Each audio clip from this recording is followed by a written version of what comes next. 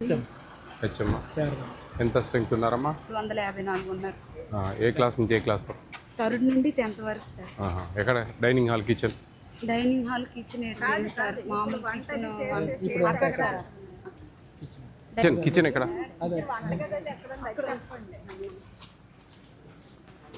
Phone చేశారా పిల్లలు? చేస్తారు.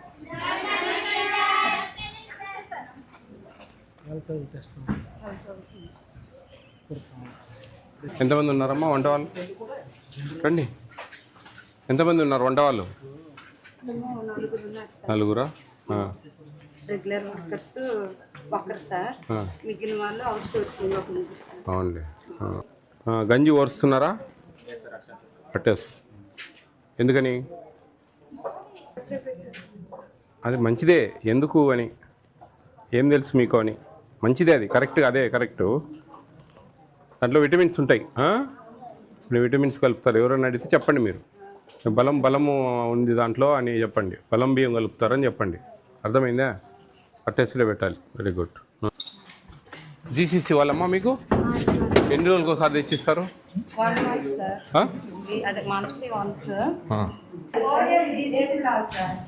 తను బాగా పెట్టుకున్నారే. అదే పాలు అవన్నీ ఏ రోజు తెచ్చిస్తారా? లేదు సార్, ప్యాకెట్స్ ఇవ్వండి సార్. వీక్లీ వన్స్ వేసిస్తారు అనమాట. అదే మంత్లీ వన్స్. మళ్ళీ అయిపోయిన తర్వాత మేము వాళ్ళకి ఇండెక్స్ పెడితే వాళ్ళు పంపిస్తారు సార్. ఎక్స్పైరీ. ఇప్పుడు మరి డైనింగ్ అంటే అక్కడే తినేస్తా ఉంటారా పిల్లలు బయట? అదే వర్షాలు పడినప్పుడు మామూలుగా అయితే బయట ఆరు బయట తింటారు. ఆరు బయట అంటారా? మీరేమంటారు? సార్ వరండాల్లోనే పెడతాం సార్. డైనింగ్ హాల్ మాకు శాంక్షన్ అయిందా? అయింది సార్. నుండి చికెన్ ఎన్ని గ్రాములు ఇస్తా ఉన్నారు?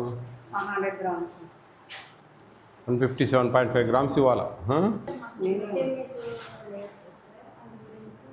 అదేం లేదమ్మా, అన్నీ జియోఎంఎస్ నెంబర్ 8.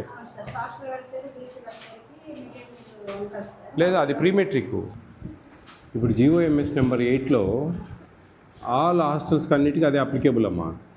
అది ప్రీమెట్రిక్ వాళ్ళకు, పోస్ట్ ప్రీమెట్రిక్ వాళ్ళకు లేదంటే వాళ్ళకు 3 times చికెన్ ఇచ్చారు.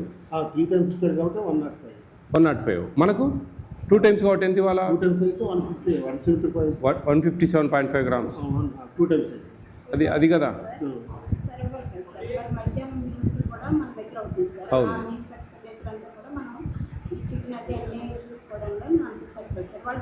మరి మనకు ఆ విధంగా మీకేమన్నా ఉందా? ఇప్పుడు మీదే కాదు, అంబేద్కర్ గురుకులు కూడా అదే పరిస్థితి. రెసిడెన్షియల్ మోడల్ స్కూల్స్ ఉన్నాయి. ఇది ఇంటర్మీడియట్ పిల్లలు చదువుతారు అక్కడ, వాళ్ళది అదే పరిస్థితి. ఏకలవ్య అదే పరిస్థితి.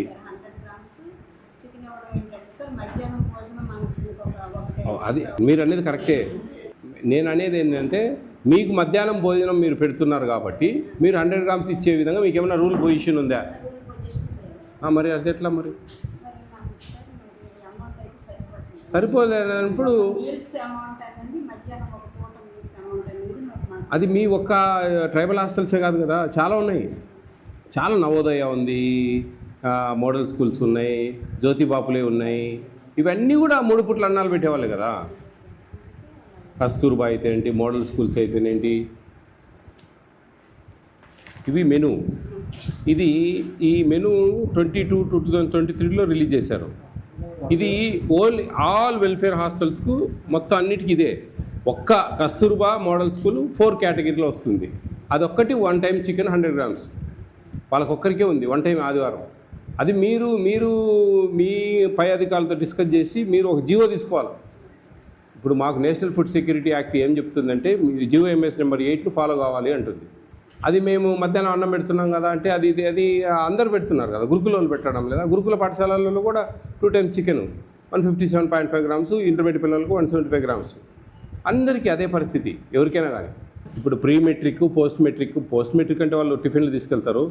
ప్రీమెట్రిక్ ఒక్కటే మీరు కంపేర్ చేస్తూ ఉన్నారు. మధ్యాహ్నం లంచ్ ఇవ్వరు కదా వాళ్ళు అనేది. ఓకే, మనం కాదనిలే, మీరు అనేది కరెక్టే. కానీ ఆ విధంగా మనకు సపరేట్గా ఏం లేదు కదా. మరి జియోఎంఎస్ నెంబర్ 8 అందరికి అప్లికేబుల్, అన్ని వెల్ఫేర్ హాస్టల్స్కు.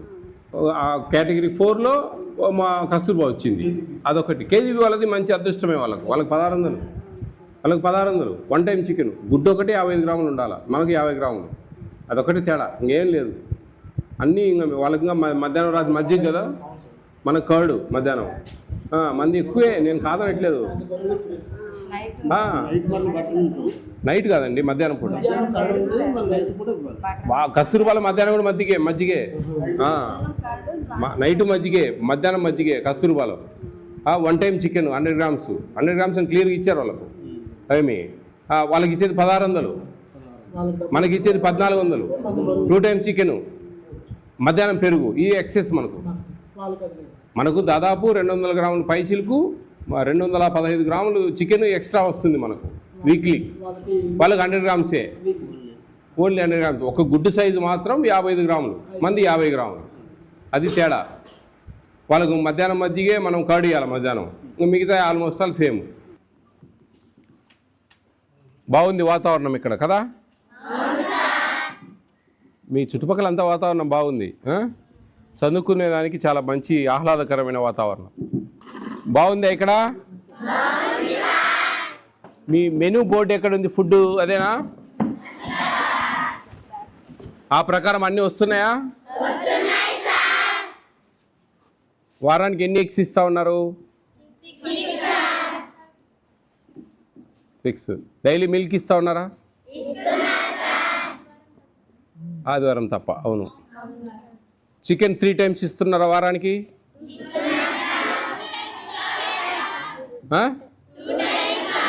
2 టైమ్సే.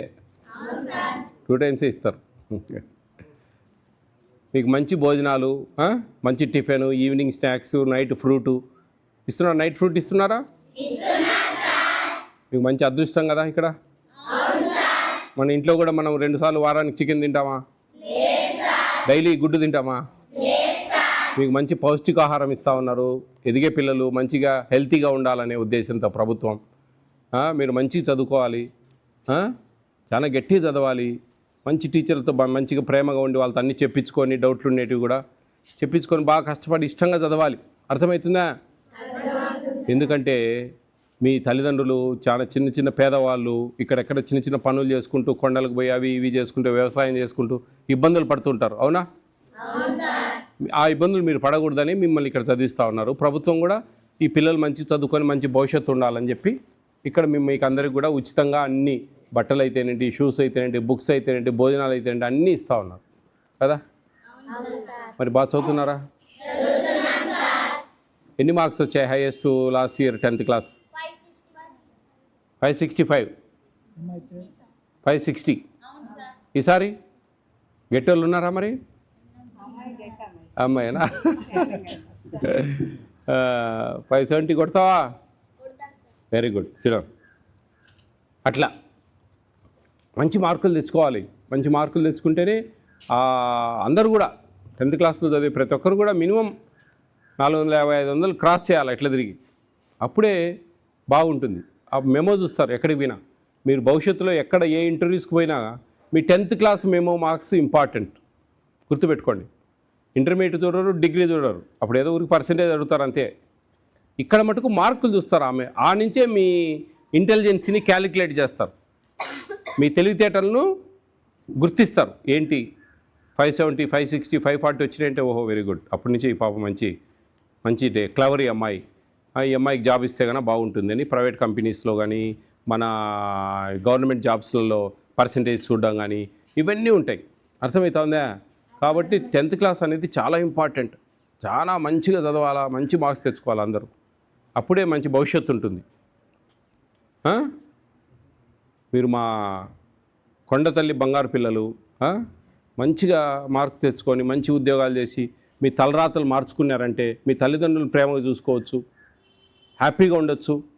మీ పిల్లల భవిష్యత్తులో వాళ్ళు మంచి చదువులు చదివించుకోవచ్చు. నాగరికత వస్తుంది, మీకు మంచి వేషభాషలందు మార్పులు వస్తాయి, గొప్పగా మాట్లాడతారు, మంచిగా డిగ్నిఫైడ్గా ఉంటారు, తెలివిగా ఏదైనా పనులు చేస్తారు. ఇట్లా అన్నమాట. ఇట్లా వీటన్నిటికీ అవసరం చదువులు. అప్పుడే మనకు ఒక గొప్పగా బ్రతకచ్చు, తలెత్తుకొని బ్రతకచ్చు, అందరితో మంచి హ్యాపీగా సంతోషంగా ఎక్కడికి పోయినా కానీ ఇప్పుడు చూడు ఎక్కడైనా బస్సుల పేర్లు కూడా చదవలేని పరిస్థితుల్లో ఉంటారు కొంతమంది. ఏ ఊరికి పోవాలంటే పక్కన వాళ్ళని అడుక్కోవాలి, ఎవరు పోతుంది ఆ బస్సు అని. అలాంటి దగ్గర నుంచి ఇప్పుడు బాగా రాబోయే కాలాలలో 100% అక్షరాస్యత వస్తుంది మన ఆంధ్రప్రదేశ్. నేను మీరు తినే భోజనాలన్నీ ఎలా ఉన్నాయని పర్యవేక్షిస్తుంటా హాస్టల్స్కు. ఈ జిల్లాకు రాలేదు, నేను వచ్చాను కానీ అటు తిరిగాను.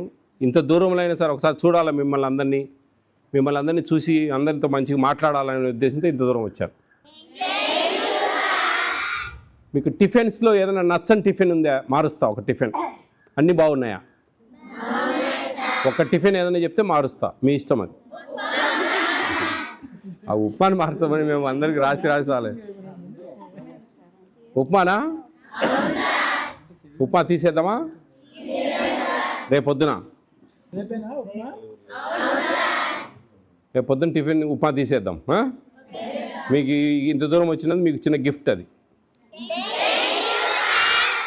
ఉప్మా బదులు egg fried rice, egg rice, ఓకేనా? Egg rice. అయితే ఆ రోజు బాయిల్డ్ ఎగ్ ఉండదు, ఓకేనా? హ్యాపీనా? భోజనాలు బాగుంటున్నాయా? రుచికరంగానే ఉంటున్నాయా? అందరు బాగా తింటున్నారా? చికెన్ అంటే అందరికి ఇష్టమా? మంగళవారం సాయంత్రమా? నైట్. మంగళవారం అదే నైట్. నిన్న సాయంత్రం బగారా రైస్ చేశారా? వైట్ రైసా బగారా రైసా? ఆదివారం మధ్యాహ్నం రైస్, బిర్యానీ టైప్ రైస్. పట్టుపడతారా? తిన్న వాళ్ళు ఎవరైనా ఉన్నారా? అందరు తింటారు. నాకు అది క్వశ్చన్ మార్క్ అండి. కొంతమంది కామెంట్ చేస్తూ ఉంటారు, నాకు కామెంట్లో పెడతారు, వెజిటేరియన్ నుండి ఏం చేస్తారు మీరు అంతా చికెన్ గురించి మాట్లాడుతూ ఉన్నారు. చికెన్ మంచిది కాదు అంటే అది మన ట్రెడిషన్, అది మనం ఏం చేస్తాం. ఓకే, మరి మంచిగా చదువుకోండి, మంచి మీ జీవితాలన్నీ బాగుండాలి, సంతోషంగా ఉండాలి. మీరు ఎక్కడికి పోయినా కానీ మంచిగా నీతిగా బతకండి, నిజాయితీగా ఉండండి. మీలాంటి పేదవాళ్ళకి సాయం చేయండి, మంచి ఉద్యోగాలు వస్తే కానీ ఫ్యూచర్లో 10 మందికి సహాయం చేయండి. ఎక్కడ లంచాలు తీసుకోకుండా గొప్పగా ఉండండి. అర్థమవుతుందా? ఇప్పుడు మీ తల్లిదండ్రులు కూడా కొన్ని ఇబ్బందులు పడుతూ ఉంటారు, అక్కడ ఇక్కడ లంచాలు ఇవ్వడం, అది ఇది డబ్బులు ఇవ్వడం, ఏమైనా చిన్న పనులకు కూడా ఎక్కడన్నా కొంతమంది, అందరు కాదు కొంతమందికి ఆ ఇబ్బందులు కూడా పడకుండా మీరు మేలు చేయాలి అందరికీ. భవిష్యత్తులో ఆ సహాయం చేయాలి అందరికీ మీరు. ఎందుకంటే మీరు ఆ పేదరికంలోంచి వచ్చారు కాబట్టి ఒకరిని బాధ పెట్టకూడదు. దేవుడు ఇచ్చిందే మనం తృప్తిగా సంతోషపడాలి. ఇప్పుడు మనకు 50,000 జీతం, 40,000 జీతం ఉంటుంది, దాంతో తృప్తి పడాలి, దాంతో హ్యాపీగా బతకాలి, సంతోషంగా ఉండాలి. అప్పుడే మన పిల్లలు అయితేనేంటి, మన భవిష్యత్తు అయితేనేంటి, ఎటువంటి ఇబ్బందులు లేకుండా ఆ దేవుని ఆశీర్వాదం ఉంటుంది మన మీద, ఆ దేవుని ఇది ఉంటుంది, మీ ఇష్ట దైవము. అర్థమవుతుందా? All the best all of you. Be careful, take care of your future. Okay.